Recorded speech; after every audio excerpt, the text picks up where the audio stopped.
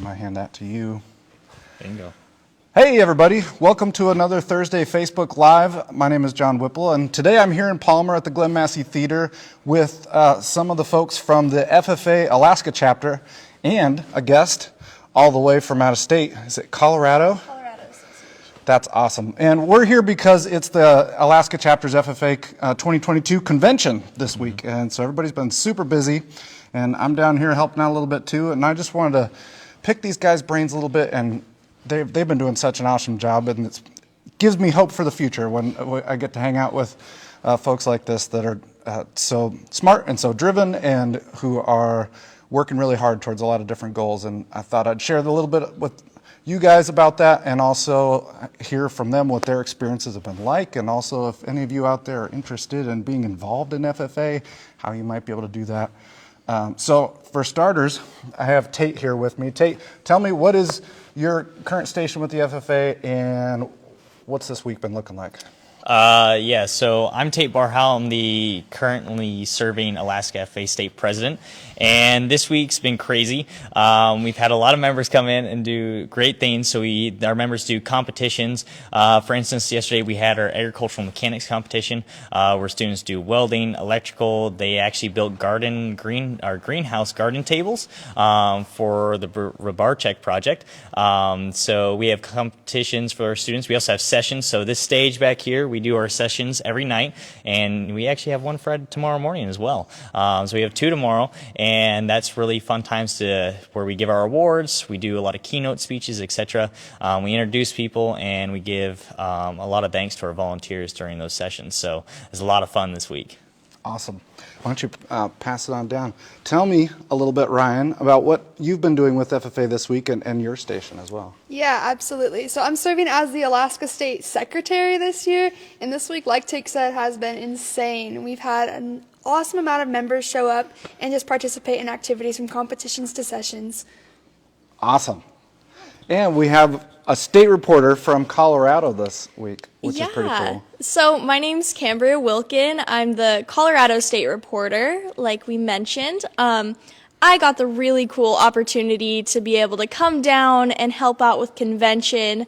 Yesterday I got to do some workshops with the students, which was a lot of fun.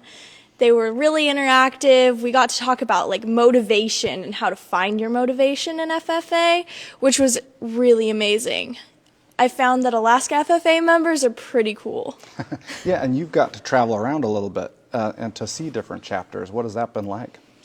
In Colorado? Yeah. Yeah, so the Colorado State Officers go to all the chapters in the state. So our team splits up, there's 10 of us, and we each get a partner and we go to all the different chapters. And so that's been really cool, just like those one-on-one member connections and like getting to see all the things that the members care about and get to like relate to them and connect is amazing. How long have you been involved with FFA now, Kambria? Yeah, so this is my 5th year. I started as a freshman, little high schooler, and then I worked my way up. Once I graduated, I ran for state office, and I'll follow up this year by getting my American degree at National Convention next year, hopefully. That's awesome. So I'm curious to hear from all of you about this, but we'll start with you, Kambria. You've got the mic. What drew you to getting involved with FFA and the follow-up? After having been in it for 5 years, what are some of the experiences that you've had here that you thought were pretty cool or valuable? Yeah, absolutely. So my dad, actually, I am a 6th generation agriculturalist, and my dad and all my great uncles were in FFA. So my sisters were also in it, and, you know, growing up, I got to see them be really passionate about it. And so my dad especially was like on our chapter's advisory committee and was really involved in the chapter. So the second I got to high school, he was like, "You're doing this, you don't really have a choice." And I was a little hesitant at first, you know. FFA does this amazing thing about pushing you out of your comfort zone and making you a better person. Yeah. And, you know, I was a little uncomfy, but then I got the chance to grow and like do all the different competitions. I got really into public speaking, and, you know, the people that I've met along the way is what's kept me here. and like meeting all the different members and seeing what FFA gave me is what made me want to take this gap year from my education to run for state office. Okay.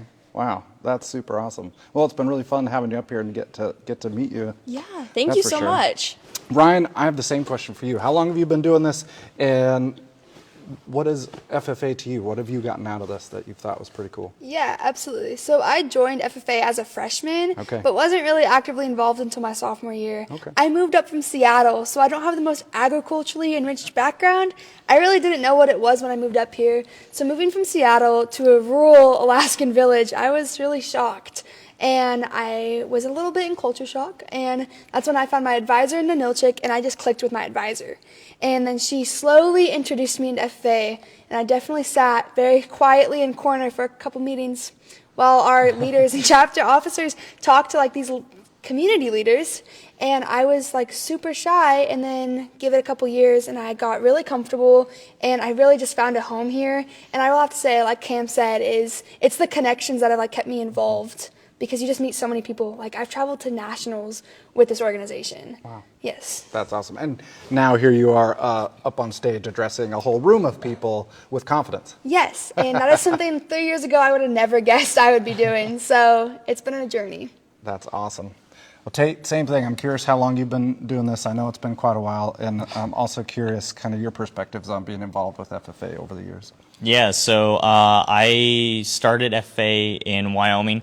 I was in 4-H prior to that, so it was kind of just a natural motion once you get into your freshman year of high school that you're still in 4-H, but you then move into FFA, because at our county fairgrounds, you always see them running around these blue jackets, and as a little kid, you're like, whoa, what are those kids doing? So those older guys, what are they doing? So we kind of moved right into that, and then over this is my 6th year actually. I had my 4 years of high school, and then this is my 2nd year as a state officer. And throughout those years, I really got into competitions. That was a blast for me. I really enjoyed learning about all the different processes within the agricultural industry, as well as connecting with students from around my state. I still have a lot of friends that I still reach out to from across the nation now, from going to nationals. As a state officer, we go to a conference called Summit, where we get training on how to be state officers from National FFA. And then we also get to go to National Convention, where we actually were able to be delegates at Nationals. So there's 450 delegates. And because FFA is a student-led organization, we actually have a voice, even at the national level. With 735,000 students boiled down to only 450, that's a pretty big weight to have on your shoulders during that. But it was a lot of fun. It was a blast. And as I'm about to retire and take off this jacket, it's making sure, at least for me, that our members see the importance of agriculture, and that we do kindle that fire for that passion of what we can do in agriculture. And even if they don't go in the agricultural industry later on, that they do still support in some fashion. Right. And there's a lot of transferable skills that you guys have picked up along the way they're very apparent in being able to work well with others, in public speaking, in confidence, in being able to put together just the administrative and managerial aspects of putting together a lot of, certainly this week's convention, but a lot of the other stuff as well, that would transfer, I would imagine, to a lot of different career tracks and life tracks. I'm also curious, Tate, from your perspective, if we've got kids out there that are not growing up in a family that has been FFA for generations and don't really know what FFA is, but they're curious, or if there's moms and dads out there that are interested but don't quite know what it entails, for their kids. What are the meat and potatoes of being involved in the FFA from a day-to-day or week-to-week or month-to-month aspect? Yeah, so actually in Alaska, we have middle school chapters. So a student can actually come in and join us in 6th grade. For students, it's a blast. You get to hang out. Actually, you do get to leave school. You get to leave school. You get out, especially for all convention. You get out for school for a week. So you get to miss school for one and do cool stuff. You also get to kind of find your passion within it. We do Basically, it's a self-driven project called a supervised agricultural experience where you take any interest you have. It could be any hobby, whether it's audio, you like to do beekeeping. Ryan, what was one of yours that you had? I did one for Tanner's fish processing and processing fish and how to do it sustainably. Yeah, so anything that you are really interested in, you can really run with that and take it. And we have competitions here called proficiencies where you kind of do a little bit of record keeping and see how much money you made, see how many hours you put in. And that actually, I've used that program to do all my taxes, actually. So it is awesome. But that's really where you get to find your passion. Plus, you get to hang out with all kinds of cool people. You get to meet people from not only across your state, but across the nation. So being an FFA is one of those things for me personally has made me who I am. And I, definitely wouldn't have the jobs I have now without it. So I think going into it, and there's scholarships, parents, there's scholarships. There's a lot of scholarship opportunities being an FFA.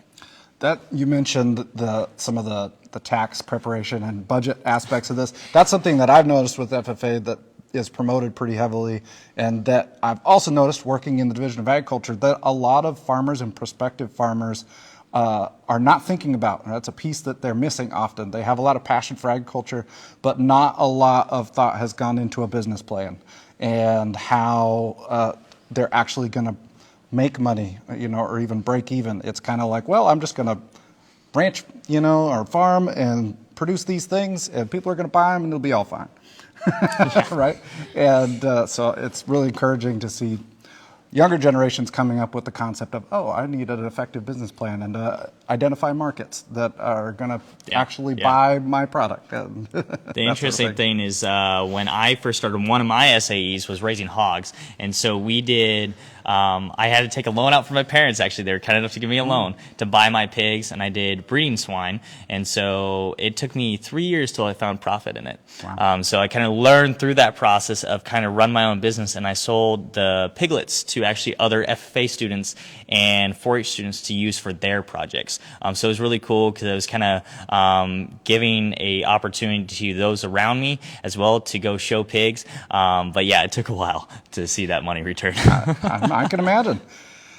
Before we sign off, Kambria, Ryan, do either of you have any last words that you want to pass on to kids out there that are thinking about FFA, or any closing thoughts about how FFA has touched your life? Sure. So if I were to leave you with anything, it would just be that this organization will shape you immensely. There's so many opportunities. Even if you're not an agriculturally, based person, there's so much to learn from agriculture. Agriculture feeds not only the nation, but the world. And this organization teaches you all the life skills that it takes for you to impact not only the nation, but the world. And so I would really highly encourage everybody out there to join, the life skills, the public speaking, the financial literacy aspect that we talked about has impacted my life, and I know that it will impact everybody else that joins. And you've got some pretty cool members that you can hang out with, too, so just gonna say, the friends you make along the way, that's the most important thing. Okay, yeah, so I can kind of bounce off of both of you guys because I didn't grow up in an agriculturally enriched environment at all. I grew up in Seattle, so when I moved up here, and it's like finding a home in FFA, you don't have to own cows and be a part of a huge ranching project rather. I joined because there's so many leadership opportunities and job interview. That is an amazing program that you can learn a lot from. So it's just taking what you want out of this association because it offers so much. So basically it's up to you and what you decide you want to do with it in the end of the day. That's awesome. Well, I really appreciate all of you guys taking a few minutes out of your busy schedule. These guys had, they've got every minute scheduled, and so right up to noon, they were all doing things. They ran over here to join me. Right after this, we're going to rehearse for our session this evening. So it's been a full day. You guys are working really hard, but thank you so much. Oh yeah, they can watch that session. And if you guys want to watch the session tonight, go to the Alaska FFA Association Facebook page. We'll be broadcasting that live too tonight and tomorrow night. So hope to see you there. Thanks.